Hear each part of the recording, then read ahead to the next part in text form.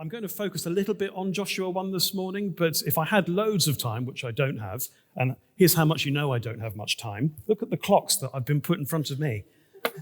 So that I don't lose sight of when I'm supposed to stop. If I had loads of time, I would be relating what I'm going to talk about to the whole story of Joshua and to see how Joshua's story and other pinpoints in his story, including what we read, continues to unfold the little snippet that I'm going to talk about today, because we are in the midst of a series at the moment looking at the importance of generations, and Ash has spoken to us a couple of times about that from different angles, and there are different angles that we might take. And when he was asking me a few weeks ago about what angle did I want to take, and this was all through text, and he texted me. And I was on holiday at the time, and so I apologized for the flippancy of my reply, but it was flippant because I was literally halfway up a mountain on a cable car at the time, and I thought, I don't care about this right now. But it was good to think through very quickly, if generations, what do you hear? That's what it forced me to do. And what I hear when I think about generations in the Bible is the passing on of leadership. And we might naturally think of the way that families move together and pass on from one to the next. And in the Old Testament particularly, which some of you will know is my little sort of corner of the world a lot of the time, in the Old Testament, there is a very grey line between those two things. We are talking about the inheritance of a family that grows into a nation, and the leadership passes on from one to the next, but they are all within this family blessing. But it's the particular angle of leadership that I particularly focused on, and it's because the language of generations, particularly in the Old Testament, is very closely connected to the passing on of God's covenant plan. And that passes on through a family line, and very closely through a family line in Genesis, through Abraham and Isaac and Jacob.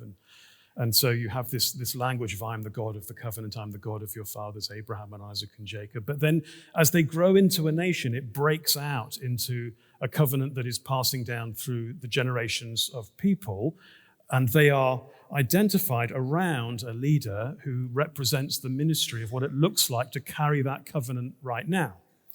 And the thing that you notice is that with each of those leaders, the covenant is reasserted and reestablished, and it looks different for each of them. It's the same covenant. It's the same call to live at God's side, to walk faithfully with him. The call to be faithful is paramount all the way through. It's formational at every stage. If you walk in my ways, you will be holy as I am holy. It's like that all the way through, but it looks different. So for Abraham, it's centered on a promise. And for Moses, it's centered on a list of requirements for this is what faithfulness looks like for you as you're walking through the wilderness. And for Joshua, they really re-emphasize the importance of that faithfulness. We read it in the passage just now, because they're going to come into much more tumultuous circumstances. And we're going to see how the calling to the covenant is the same, but the way that it looks is different. And what it signals to us is that when we're thinking about generations and the passing on of blessing through the generations, that there are two things at work at the same time, which is inheritance and succession. Inheritance in the sense of, here is what I have received, and in succession in terms of, this is where God is asking me to take it. And both of these things really matter. And the temptation is to think much more about one than the other, to be formed much more by one than the other. We can be formed really closely by and significantly by where we have come from. But it is only telling half a story. It is not telling the story of where we are going. And it reminds me, and this is getting my passages of the Bible all in the wrong order, because I'm living in the Old Testament right here, but it reminds me of later words of Jesus.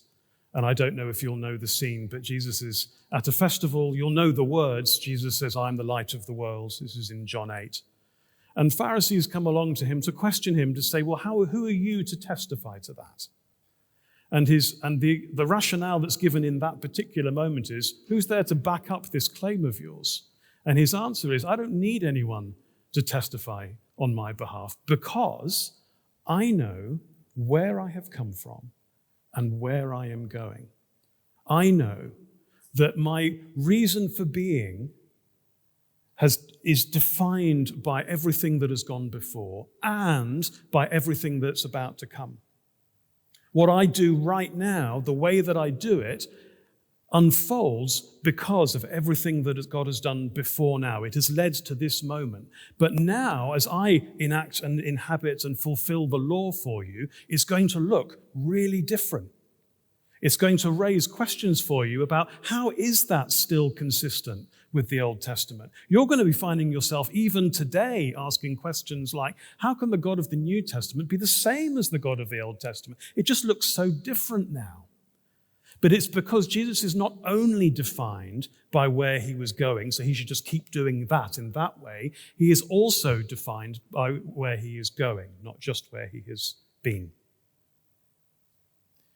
So this really matters in our own Christian discipleship. We are all formed by the things that have gone before us. We are formed by the people that have gone before us.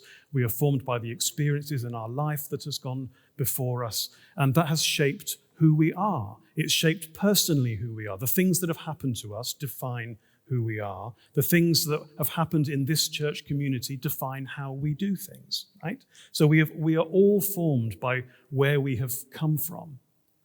And the freedom of the gospel is in no small part the invitation to know that you are truly who you are when you know where you're going. That is the defining detail in your life. That's the thing that really tells you who you are, is where you're going. The things of your past have no hold over you because they can't tell you who you are. Where you're going tells you who you are. Where you've come from tells you how you'll maneuver through that calling. And we can see that in the life of Joshua.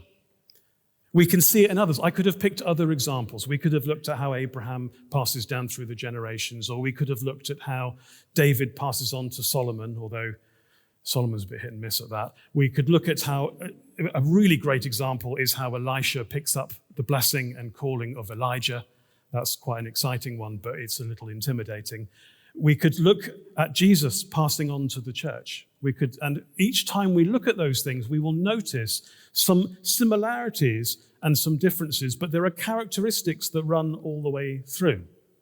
And essentially, they come down to succession matters as much as inheritance, and that will have an impact on your sense of mission.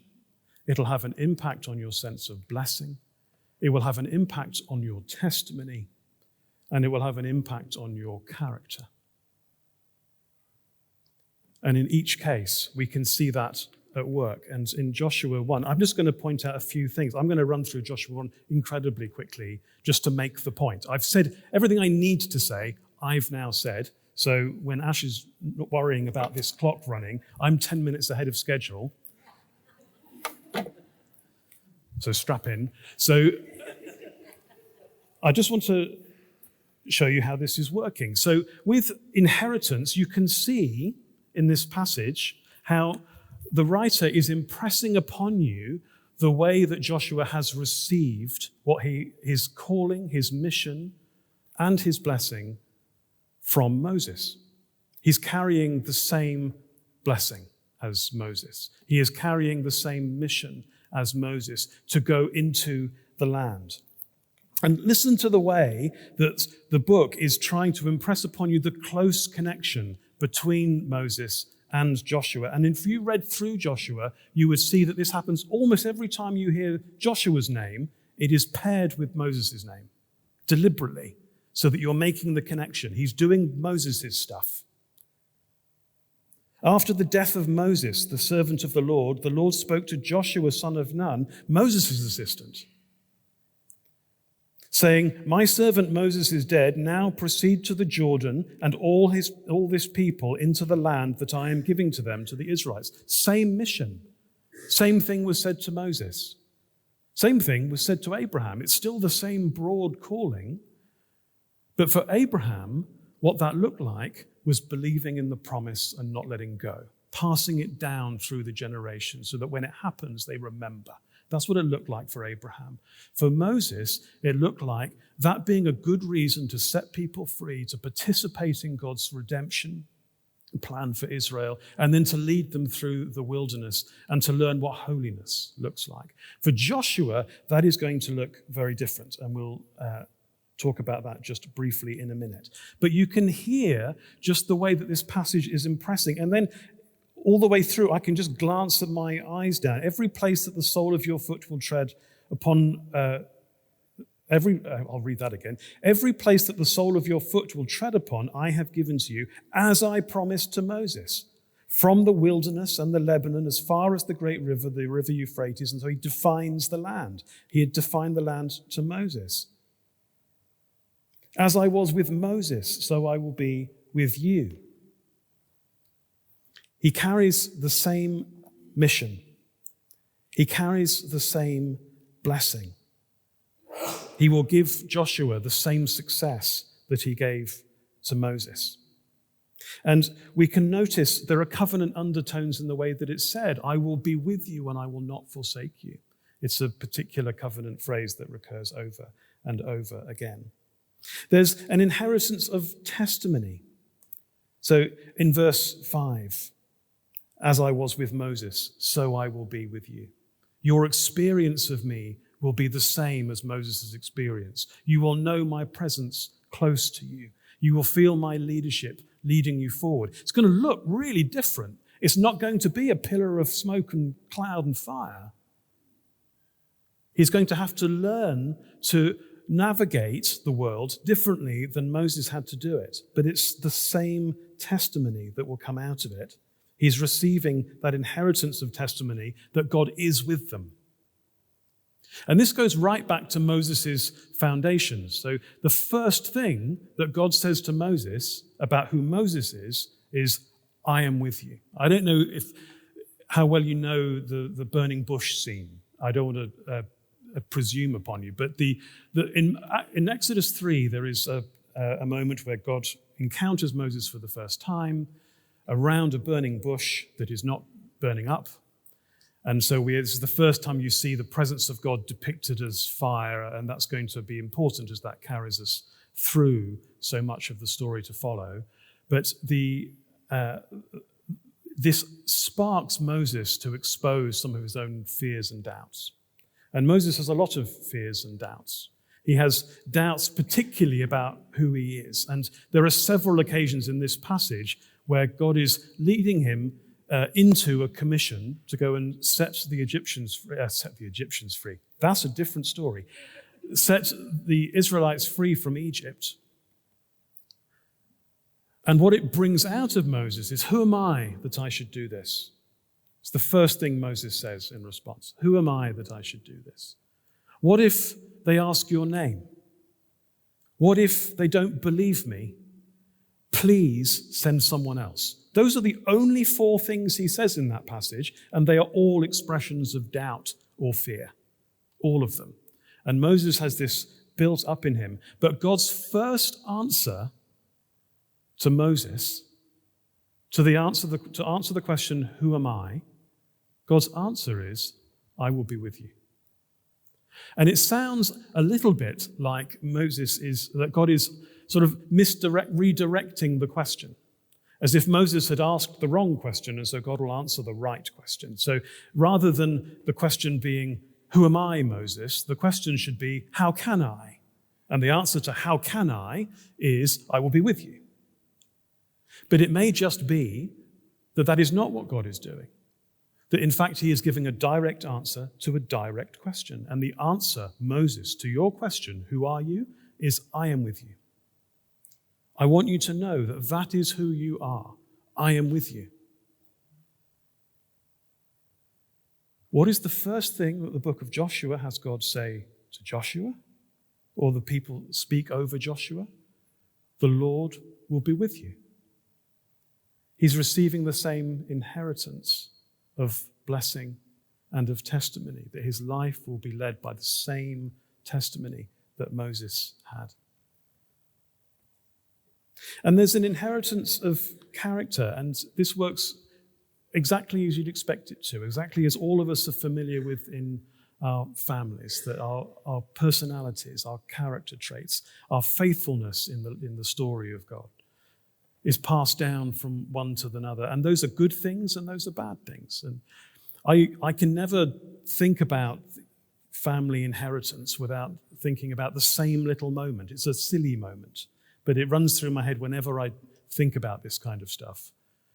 Ali will remember this, and she will already know what I'm about to say, I suspect. She's not involved in this story, so she won't mind. But there was a moment, I don't know, 20 years ago maybe, and we were sat in my parents' front room, and in fact, Ali wasn't there. She's heard this story secondhand about 12,000 times. But we were sat in the front room, and it was my dad and my brother and I. And there were four of us growing up, my mum, dad, brother, and I. And my dad, my brother, and I were all sat on the sofa next to each other watching the television. And my mum walked in, and she saw that the three of us were all sat next to each other, and we all look quite alike, and we're all roughly a sort of similar sort of build. And we were all sat, leaning back, legs crossed, one arm on our chest, one arm behind our head. And my mum walked in and said, "Oh no, what have I done?" and walked back out again. Because she'd seen how that strong genetic inheritance, behavioral inheritance, had passed on. And sometimes it's a good thing, and we see Joshua behaving in lots of ways that we see Moses behaving that are really good. So Joshua has an instinct that when you walk into the next stage of blessing, look for a mountain. It's just an instinct that he carries. And he looks for mountaintops, and he knows to build altars there. He does lots of the same kinds of things that Moses did. So Moses, when they are approaching the promised land, Moses' strategic insight is send spies into the land. This is in Numbers 17 that this happens. Joshua, when he first gets into the promised land, sends spies to go and spy out Jericho, to see what's going on in Jericho. Where did he learn that? He was one of the spies that Moses had sent. Now, interestingly, he does things a little bit differently. He doesn't send 12 spies just to get the best possible report, the widest possible survey of opinion. He sends 2. Why does he send 2? Well, when Moses had sent 12 out, 10 came back and were completely useless. Only 2 were any use. So he sends 2. More concentration of faith. He's learning lessons, but he's still behaving in the same way that Moses does. This is good behavior. But at the same time, we see lots of moments where he makes mistakes, and some of that seems to come from his sense of fear. And God makes a big point in this passage of trying to guard him against that. Be strong and very courageous, being careful to act in accordance with the law. I hereby command you, be strong and courageous. Do not be frightened. Do not be dismayed, for the Lord your God is with you wherever you go. And we see Joshua acting out of fear quite a lot. And in fact, the whole book of Joshua runs on this as a theme. That when Joshua's decision-making is driven by fear, or his decision-making is driven by hastiness and not talking to God about it, Israel fail in their conquest. Whenever he stops and he remembers to talk to God, and when he is courageous, he is successful. And it's such a pattern that you begin to spot that in that world that isn't as interested in the violence that's going on as we are, that's the thing that stands out. The thing that you're learning is what it looks like to be faithful in these days. It looks different than it did for Moses, but it's the same covenant faithfulness that he's learning to lead. But where did that doubt come from? It came from Moses. It came from his questions. Who am I? How can I? Please send someone else. And in fact, if you read through Joshua, you can see when Joshua is behaving that way, the passages are quoting Exodus to show that happening. They're making the connection with Moses so that you can see this is where that tendency has come from. And so where he has come from is enormously helpful, but it is also a hindrance. It is an incomplete story if he does not also have a clear sense in his mind of where he is going. And it is only at the point at which he takes seriously that he talks to God about where he is going that he sees success in his ministry. And I've referred to a few of them already, but just for the sake of listing them out.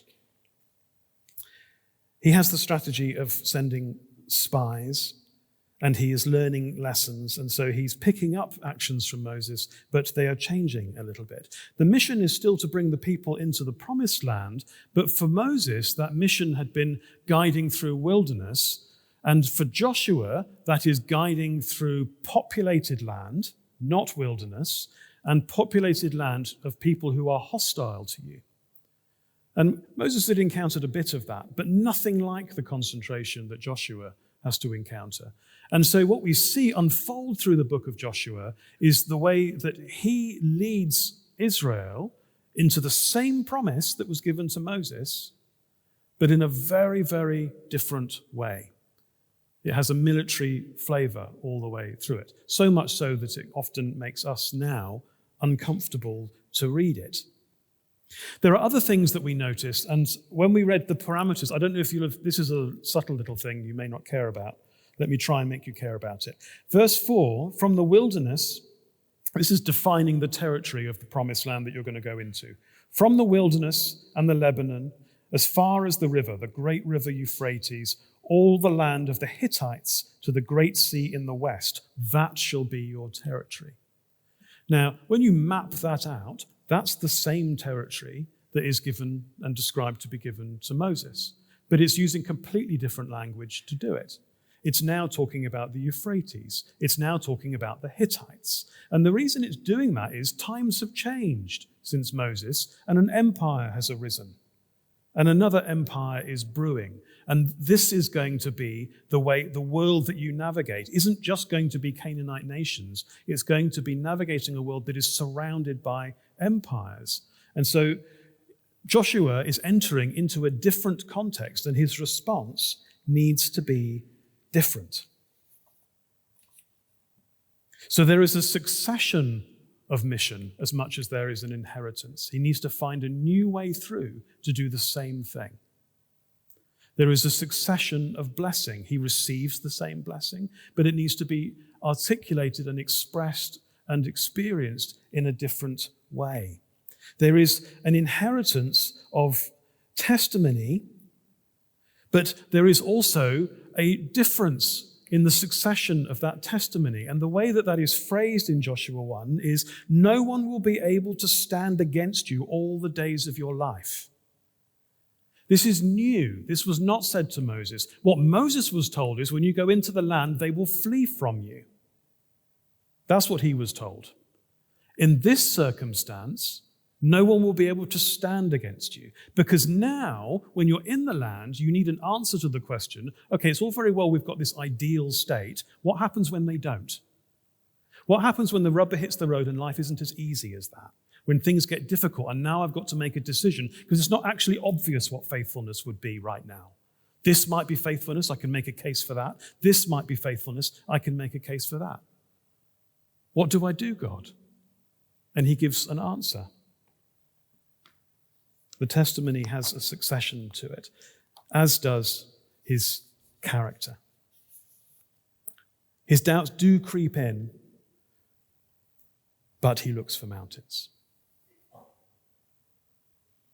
His fear does influence some of his decision-making, but he learns throughout the book to listen to God's lead, to ask for God's lead, to not presume that the words he received from Moses are sufficient on their own to understand what it means to walk in those ways today.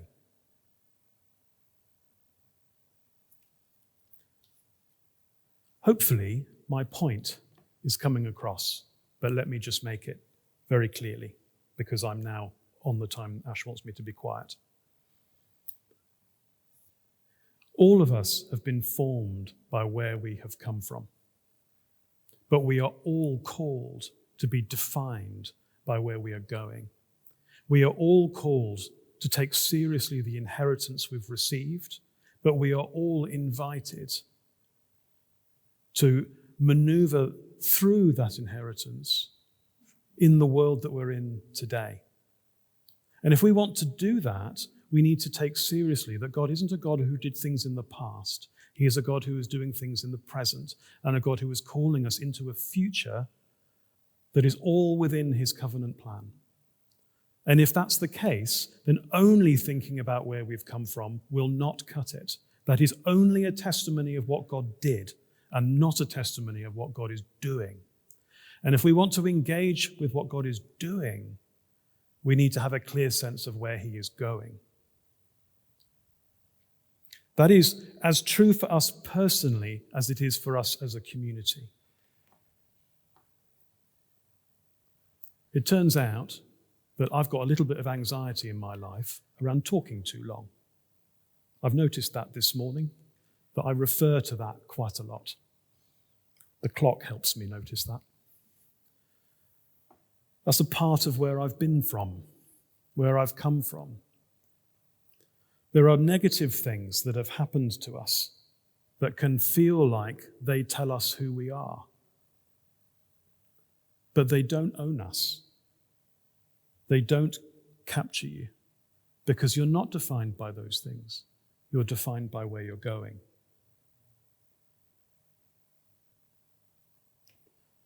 As a church, we have an inheritance here of things that God has done in this place, with us as a people and with the generation before and before that. And we want to honor and walk in the ways of that inheritance. We want to pick up that mission and carry it forward. But that same mission looks different in 2025 than it did in 1975. So what does it look like today to be faithful to that calling? Here's one little example for you. We live at a time where over the last 100 years or so, we have seen God moving more powerfully and prominently in the ways of the Spirit. We have also seen in the last 2 years, maybe, the Spirit moving really powerfully amongst young people. It's making the headlines at the moment and being called the quiet revival. Do we want a piece of that? Do we want to spot that God is doing something there and step into what God is doing there? Because if so, we need first to get in step with the Spirit, because it's the Spirit that's moving those young people.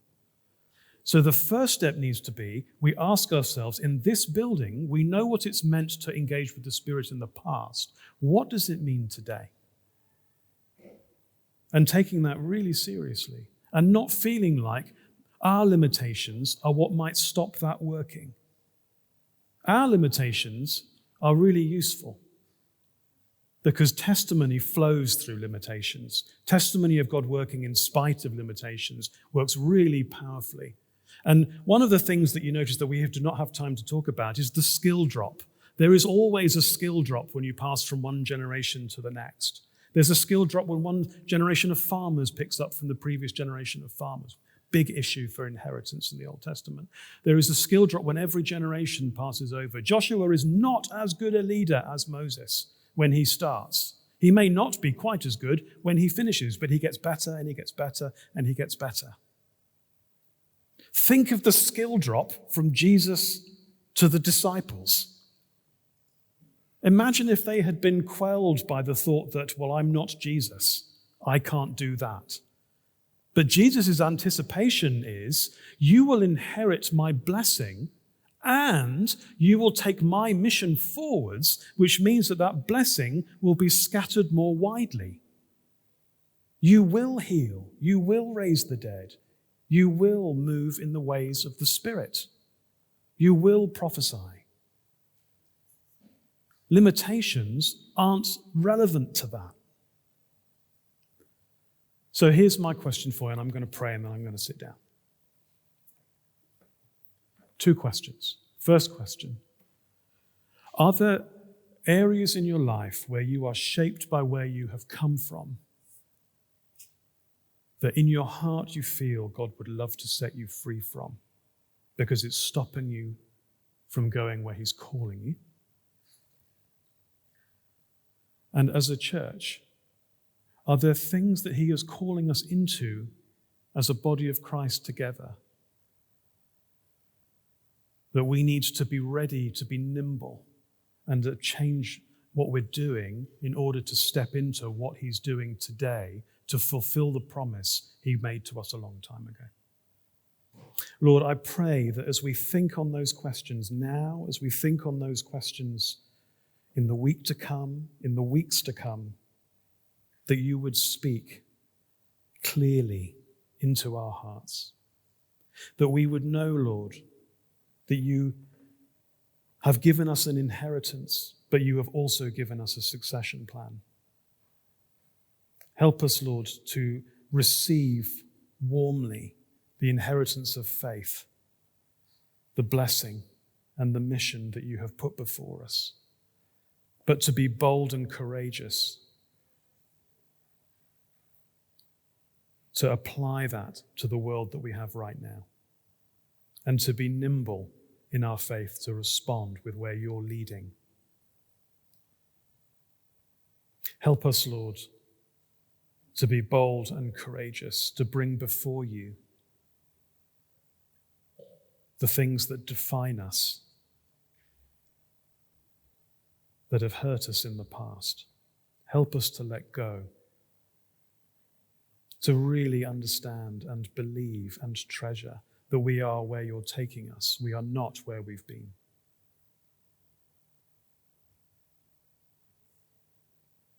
And I pray, Lord, that we would receive the blessing that's gone before. And in our succession, we would spread it more widely. Amen.